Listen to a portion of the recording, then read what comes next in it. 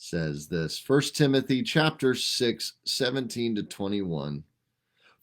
As for the rich in this present age, charge them not to be haughty, not to set their hopes on the uncertainty of riches, but on God, who richly provides us with everything to enjoy. They are to do good, to be rich in good works, to be generous and ready to share, thus storing up treasure for themselves as a good foundation for the future, so that they may take hold of that which is truly life. O Timothy, guard the deposit entrusted to you. Avoid the irreverent babble and contradictions of what is falsely called knowledge. For by professing it, some have swerved from the faith. Grace be with you. I can only imagine Pam hammered with snow in upstate New York. Yep, we're lucky not to have all of that. Be safe up there. Paul is talking to Timothy here about love of stuff. That's it. The love of stuff. Now, you know what stuff is, right? Stuff is that stuff that is the reason why the fastest growing commodity or whatever in the U.S. is storage units. I had done a study one time for a sermon, and I couldn't tell you all the numbers specifically off the top of my head, but one of the examples was there is enough storage space in America for every American to stand under and have extra. That's how many storage units there are. There is stuff we have in storage. I pulled some of my stuff out of storage the other day and had a guy look at it. It's stuff that I've been holding on to a long time, some baseball cards. And, we all have stuff that we carry around with us. Sometimes it's meaningful, valuable. Sometimes it's stuff. I remember one time going to a hardware store with my brother, my oldest brother, and probably in Springfield. And I think that would have been where they were at the time. And you walked in about 4 feet in, and not because of social distancing, it was because you couldn't walk any further. The store was junk, floor to ceiling. And you would tell the guy what you needed. He'd think for a second, grab a ladder, and pull some stack in some bin that was 15 feet up off the ground and find the right nut or bolt or washer or whatever it was that you needed in this hardware store. But it was just full of junk because, one of these days he might need it, right? Paul's talking about this idea of love of stuff, and it goes beyond just junk that we hold on to, knickknacks and that sort of thing. It's into even our comforts. He's saying that really anything that comforts are anything beyond necessities. We sometimes like comforts. I remember one time, so when I was in retail, I would try to buy a nice shirt, a couple times a year. So I had kind of a dress shirt for, like events and that type of thing. And I remember one time I found on clearance, mind you, a shirt. It was Tommy Bahama or Bahama Breeze or something like that. I mean, the shirt was like a $300 shirt, and I got it for 20 some dollars. And I loved that shirt. Oh my goodness, it was amazing. I found a sweater there as well, and I wore them all the time. They were extremely comfortable. Now, the love of stuff would be that I pay full price for something like that when I really couldn't afford it. When, my kids go without shoes, but I have a nice shirt. That's the love of stuff. Paul was saying that you have food enough to live and shelter enough to stay safe. That's the comfort. That's what you need. The love of stuff then begins to blind us from God because, well, we are subject to the lender. I have tried to teach right before COVID the financial peace class here. We had a great group, and then had to cancel because of COVID. But it's that idea of finding financial peace in your life. Good morning, Pat. Because if not, you're a subject to the lender. When you're paying down debt all the time, you have to have a certain amount of income every single week, because not just because of electric bills and food bills, but because of the 3 car loans that you have, the house payment that you have for a house that's 3 times the size of what you really needed, for all of those things.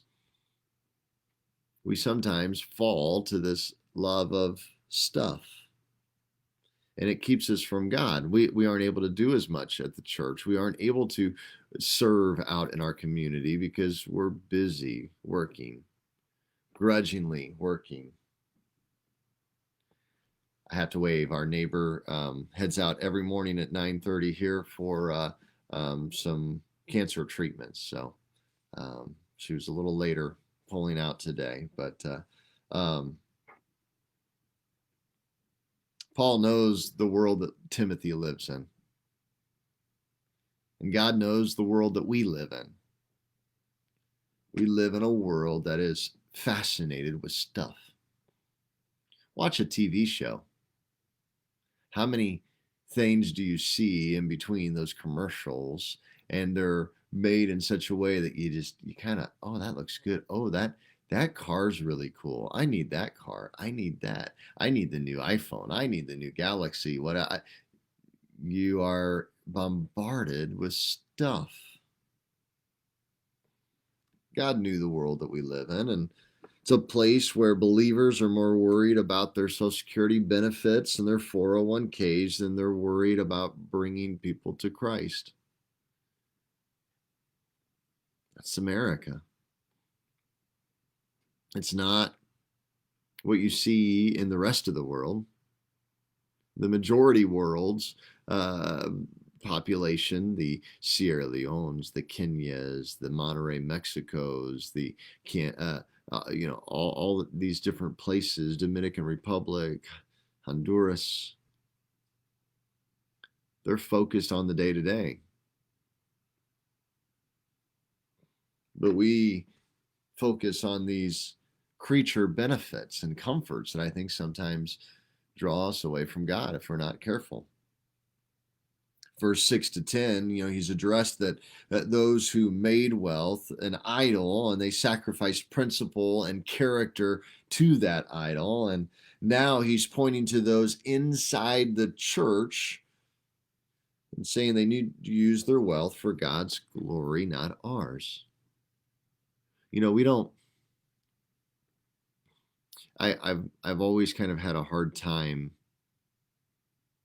when people in the church have used, and there's been countless places, countless churches as a child and elsewhere, where you see the plaques on the pews. And then when that person leaves that church, they try to take the pew with them because they didn't really give it to the church. They gave it to have their name on something to show that they're a good giver. You see these people giving to churches and universities. We had a church one time that the hall, the fellowship hall, actually had, the gym had somebody's name on it because they paid for it. I think that's where the verses from Jesus come in, that you've received your reward. Your reward's not in heaven. You received the reward, the praise of man. I've seen people who flaunt, well, I give X amount to this church every single year, and if you don't do what I want, sing a hymn, color the walls a certain way, or a certain color of carpet, fire engine red or not, I'm taking my money and I'm going elsewhere. And there's the issue right there, because they always say it like that. It's my money. I'm taking my money and going elsewhere. But it's God's money. He's just giving it to you to steward. But we get so caught up in using our finances for our glory and not God's. He points to 2 issues. One, it's this high-minded or haughty, puffed up, arrogant approach that people have. And it's this then unwarranted trust in uncertain riches. Riches deteriorate, stuff deteriorates. Good morning, Ray. It deteriorates. If our hope is in our stuff, stuff falters. My truck, I bought that, paid almost all of it in cash the first time, and then I paid it down and paid it off years ago, and it has some rust on it now. It's starting to rust, and I could be all torn up because I worked hard for that truck. Um, but stuff deteriorates. We hold it loosely. I know my truck's going to deteriorate and eventually it's going to die. It's got 160 some thousand miles on it. It's going to eventually die. Hopefully not before I hit 300,000 and get a lot of use out of that thing, because I don't want to buy a new one. But we put our trust in uncertain riches, things that deteriorate. Markets crash, things burn, they get stolen, and our hope is to be in Christ alone, in God alone, to be in the foundation of giving to Him, not in having. Overnight, we can lose everything. Only that which is done for Christ will last. We must watch, or we become more concerned with the body or temporary and not with the soul and the eternal. Money comes and goes, but God doesn't. Money comes and goes, but God doesn't. We all should be stewards of what God's given us. Good morning, Jennifer. We're all to be stewards of what God gives us. Doing good so that we are found to be rich in good works.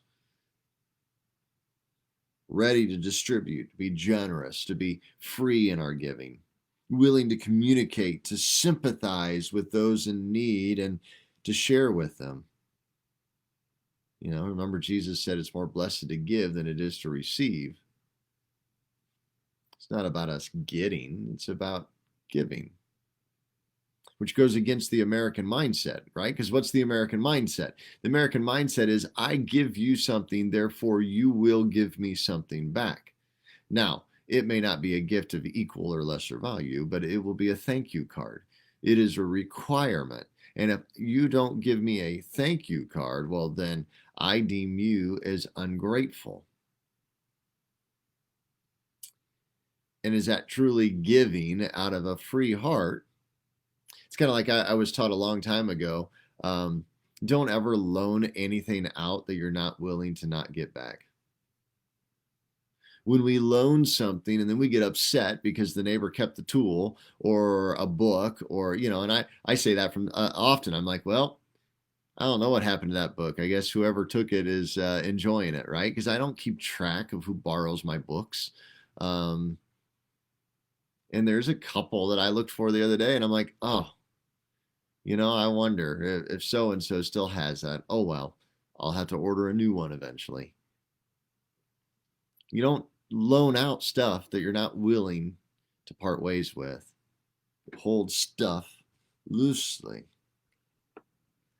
We do this we give not with selfish motives, right? But not to show ourselves as a tither in the church, not to show ourselves as a big giver in the church, not to flaunt it over others.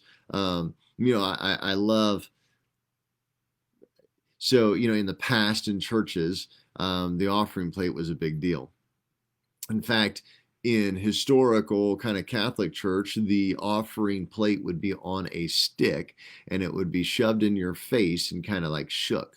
It was the rude individuals are the ones who took up offering as the ushers because they were willing to be patient and shake it in your face until you put enough in there. It was that type. It was a bully system. In fact, in the old church, kept on by kind of the Catholic tradition, was you would be given your allotment that you had to pay every single year. And they would remind you whether you hit that allotment or not. It wasn't a, hey, give as your heart sees fit, because it's about you and God. It's not about me keeping track of you and holding you accountable, right? Um, but they would throw that offering plate in your face. There are others. So I've seen where, as churches have gone to online giving more, I have seen where people, they felt really odd because they didn't put anything in the offering plate. And so churches would actually make up little cards that they would pick up that said, I gave online, so that they could have something in hand to put in the offering plate to make it look like they were giving. Come on, that's about me, right? That's not about my heart with God. That's about looking good before others